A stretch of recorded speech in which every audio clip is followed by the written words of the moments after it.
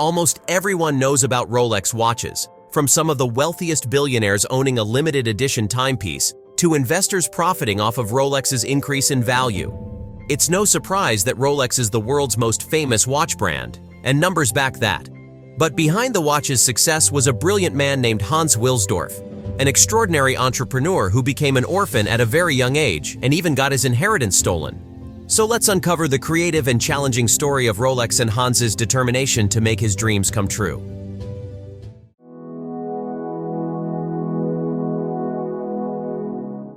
Hans Wilsdorf is undoubtedly at the top of the most influential people's list, but his beginnings were rough and unpleasant.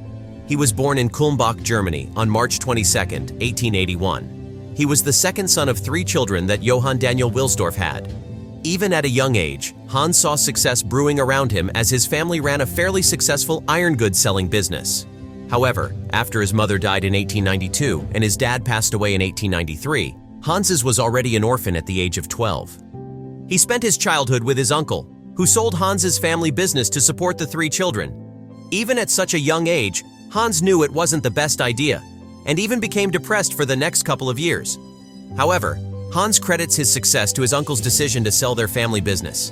And even though Hans was put into an outstanding boarding school, he was bullied and treated like an outsider, and no one truly accepted him. But as Hans grew up, he started putting all his focus into studying, which made him great at maths and languages. This is one of the reasons he actually studied French and English, such a hardworking child. But he didn't know that learning these languages would solve one of the most significant barriers to his journey. While at school, he became friends with a Swiss boy who would tell him various stories about his birthplace, but Switzerland was mainly known for watchmaking then. This ignited the inner curiosity of Hans, and he became intrigued about Switzerland as a country.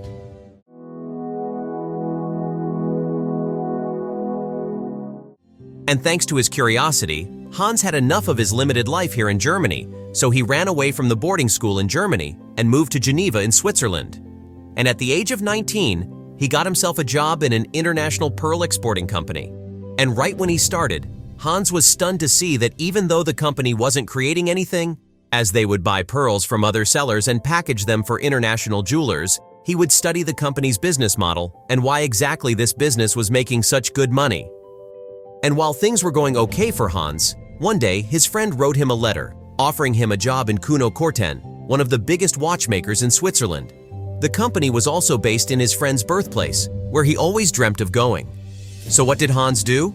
Well, he obviously left the job, which was more beneficial for him. However, Hans knew that his growth was more important, and he was hired as a clerk and English correspondent in Kuno-Korten. Hans was getting 80 Swiss francs per month, and his responsibility also included winding hundreds of pocket watches and quality controlling them. And from there, Hans Wilsdorf not only had great insights into watchmaking, but also gained a lot of skills that would later become key to his watchmaking business. But after only 2 years working at Kuno-Korten, Hans had to go back to Germany to serve in the army. After his service at 22 years old, Hans moved to London, England, and worked in another watchmaking company in sales. And during the next 2 years, Hans worked hard to increase the company's sales, but he always had the vision to create his own watch brand. This was the most significant turning point in Hans's life, as he also found his life's love in England and married a little later.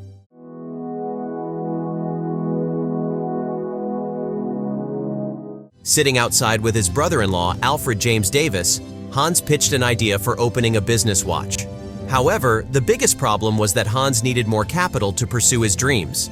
On the other hand, Davis knew his passion for watches, so they opened a company called Wilsdorf and David Limited. Little did they know this company would become Rolex a little later. Now Hans and Davis were importing to England from Switzerland by partnering up with a watchmaker. They also went deep into selling timepieces at affordable rates. But there was a big problem. You see, Hans loved watches, but he didn't particularly like pocket watches. In the past, only women wore wristwatches and men owned pocket watches. It was because wristwatches would need some help keeping up with time due to all the extra motion and small motors being used. In other words, pocket watches, even though they were quite reliable, Hans found it a pain to use. You cannot put them out when your hands are busy, and they're just super bothersome. So what did he do? Well, there's a famous saying that would stun the modern generation. In 1914, Hans said, "My personal opinion is that pocket watches will almost completely disappear and wristwatches will definitely replace them."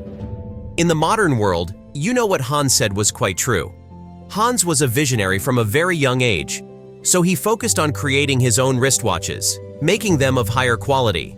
And that gave birth to what we know as Rolex today.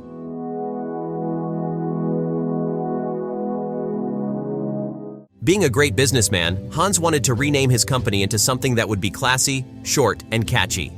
You can see his vision was very consumer-oriented, so for a long time he would try his best to find a 5-lettered word that would be engraved in a watch. And finally, we saw the birth of Rolex.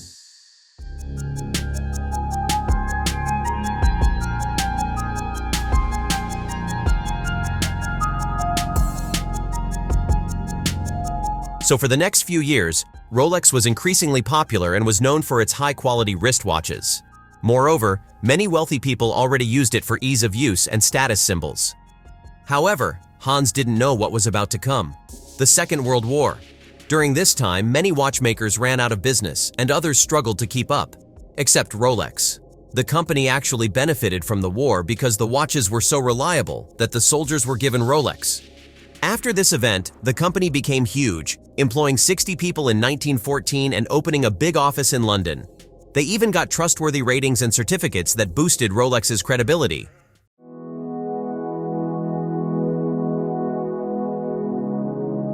However, the world wasn't sunshine and rainbows for Hans, even with his unique vision and ability to notice trends.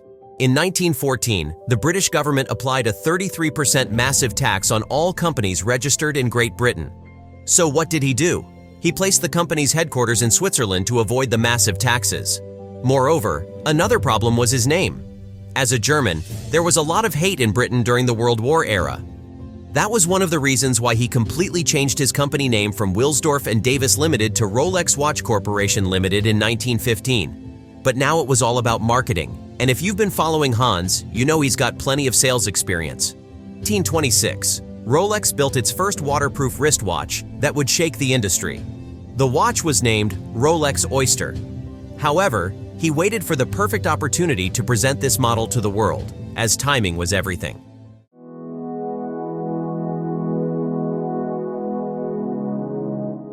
In 1927, Hans came across a girl who could swim across the English Channel, covering a total of 20.5 miles in the water. This woman was Mercedes Gleitze, and at that time, people didn't believe her at all.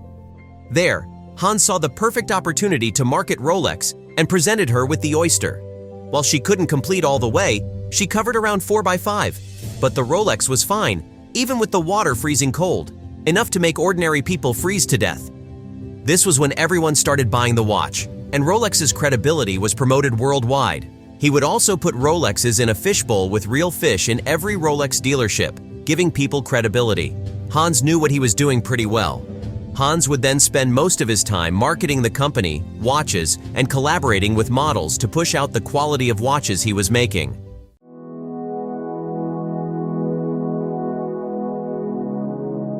Even though Rolex was quite popular, the company stunned its consumers with new watches like the Rolex Oyster Perpetual, which was a self-winding watch.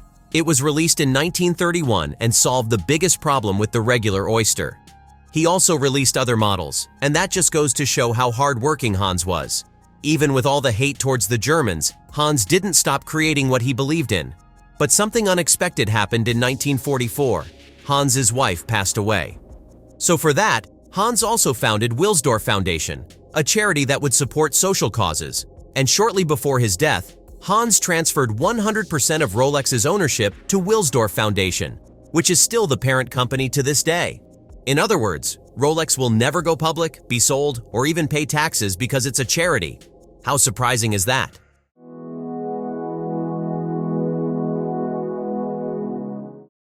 Moving forward to modern times, Rolex was valued at around $8.35 billion in 2022, and brand awareness in the United States alone is 87%. The company keeps getting popular, especially from a status and investment point of view. This shows that Hans was a man full of dedication, hard work, perspicacity, and strong will. If you liked the video, please subscribe to our channel and ring that bell icon to get notified of newer videos and documentaries. Until next time, peace.